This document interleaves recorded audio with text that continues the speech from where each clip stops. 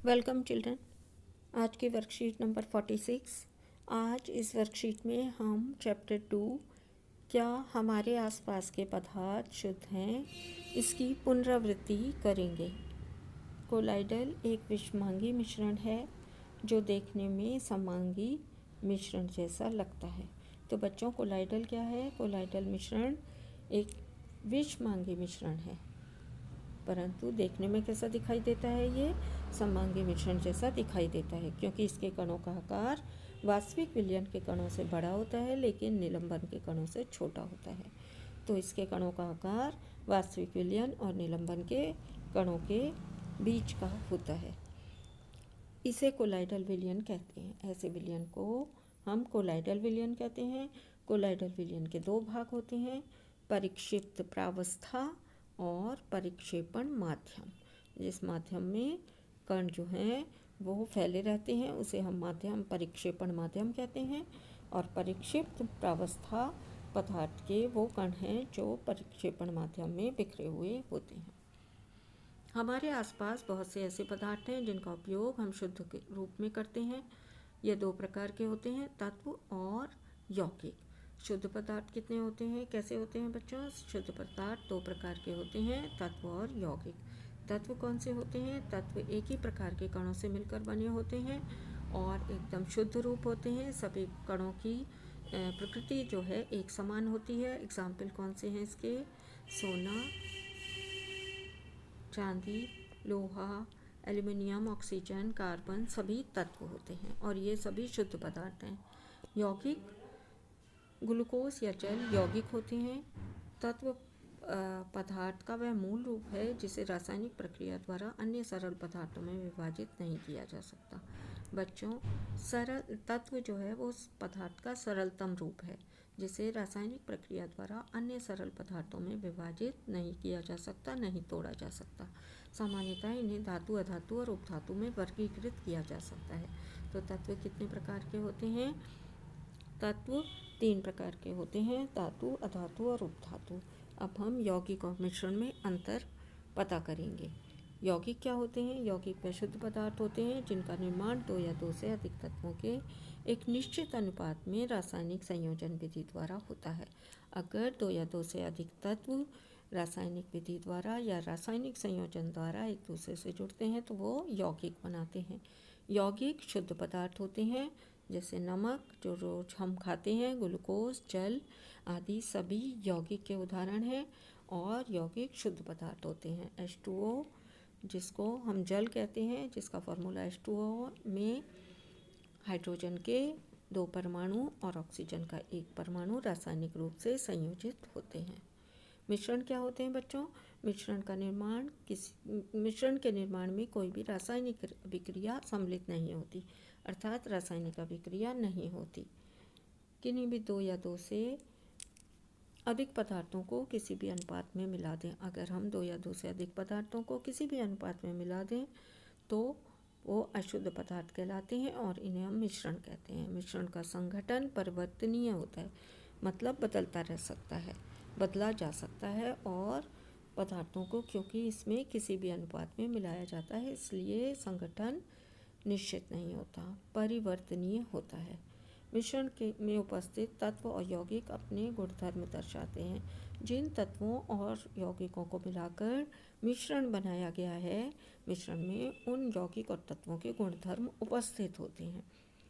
इसके घटकों को भौतिक विधियों द्वारा आसानी से अलग किया जा सकता है, जैसे छानकर, जैसे इसे निथार कर या फिर इसे और भी किसी भौतिक विधि से अलग किया जा सकता है। अब हम धातु और अधातु के भौतिक गुणों को जानेंगे। धातु के भौतिक गुण आप पहले भी पढ़ चुके हैं। धातुएं चमकीली और ठोस होती हैं, विद्युत की सुचालक और ताप की भी सुचालक होती हैं, तन्य होती हैं, इन्हें खींचकर तार के रूप में बदला जा सकता है। एग्जाम्पल सोना और तांबा है। आघात वर्धनीय होती हैं, इन्हें पीटकर पतली चादरों में बदला जा सकता है। सभी धातुओं को सोना, तांबा आदि प्रतिध्वनि पूर्ण सोनोरस होती हैं। प्रतिध्वनि पूर्ण का क्या मतलब है बच्चों? इन पर आघात करने से, हथौड़ी द्वारा चोट करने पर ये प्रतिध्वनि उत्पन्न करती हैं। अधातुओं के गुणधर्म क्या क्या हैं? इनके गुणधर्म धातुओं से उल्टे होते हैं, अर्थात अधातुएं चमकीली नहीं होती, ताप और विद्युत की कुचालक होती हैं, तन्य और आघात वर्धनीय नहीं होती, इनके तार नहीं बनाए जा सकते, महीन चादरों में नहीं ढाला जा सकता।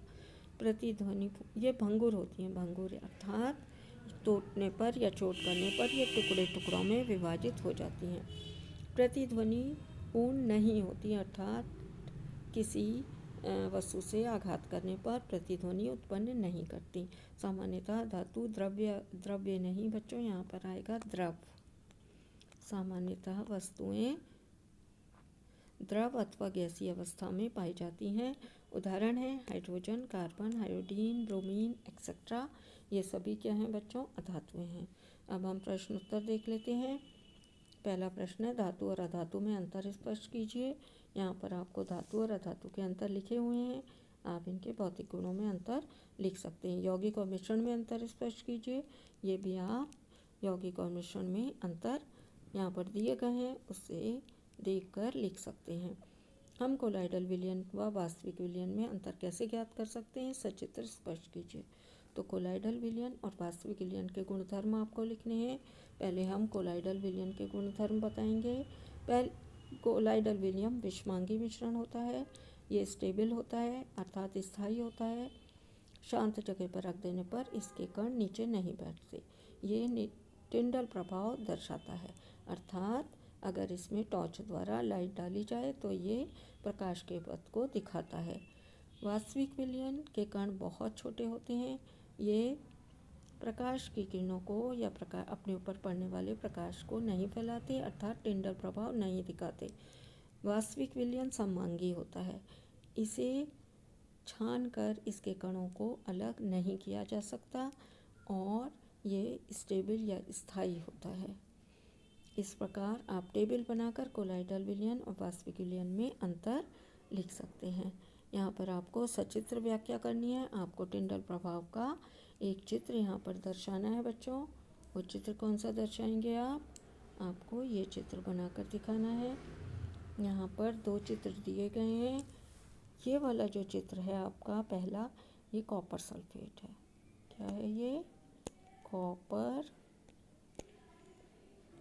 सल्फेट, जो कि एक यौगिक होता है और ये ट्रू सॉल्यूशन या ये सॉल्यूशन या विलयन बनाता है, जबकि ये जो है आपका ये दूध और जल का मिश्रण है,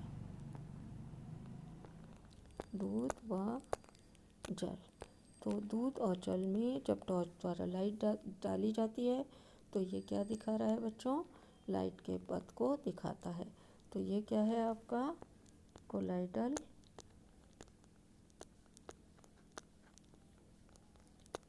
और ये जो है आपका ये है विलयन, वास्तविक विलयन। तो विलयन जो है अपने ऊपर पड़ने वाले, विलयन के कण बहुत छोटे होने के कारण अपने ऊपर पड़ने वाले प्रकाश की किरण को नहीं फैलाते, जबकि कोलाइडल के कण विलयन के कणों से बड़े होते हैं, इसलिए अपने ऊपर पड़ने वाले प्रकाश के कणों को फैला देते हैं। तो आपको इस प्रकार चित्र बनाकर विलयन और कोलाइडल में अंतर स्पष्ट करना है। Question number 4। क्वेश्चन नंबर 4 में आपसे पूछा गया है निम्नलिखित पदार्थों को यौगिक और मिश्रण में वर्गीकृत करें, इन्हीं में से शुद्ध पदार्थ को छांटकर अलग लिखें। तो बच्चों जिन पर मैं गोला लगा रही हूँ वो कौन से पदार्थ होंगे? यौगिक, और यौगिक पदार्थ शुद्ध होते हैं तो वो ही शुद्ध पदार्थ होंगे। सबसे पहला जल, जल एक यौगिक है इसलिए जल कैसा होगा? शुद्ध पदार्थ। चीनी, चीनी भी क्या है? यौगिक है, शुद्ध पदार्थ होगा। नमक, ये भी यौगिक है, सोडियम क्लोराइड कहते हैं जिसको, ये भी शुद्ध पदार्थ है। चीनी का घोल, ये एक मिश्रण है। वायु एक मिश्रण है। दूध कोलाइडल है। कार्बन डाइऑक्साइड, कार्बन डाइऑक्साइड एक यौगिक है इसलिए ये शुद्ध पदार्थ होगा। हाइड्रोक्लोरिक अम्ल HCl, ये भी क्या है बच्चों? ये एक यौगिक है, ये भी क्या होगा? शुद्ध पदार्थ होगा। ईंट, ईंट आपकी क्या है? कई पदार्थों का मिश्रण है। तो जिन पदार्थों पर हमने गोला लगाया है वो यौगिक हैं और यौगिक होने के साथ साथ वही पदार्थ कौन है? शुद्ध पदार्थ हैं। Thanks for watching.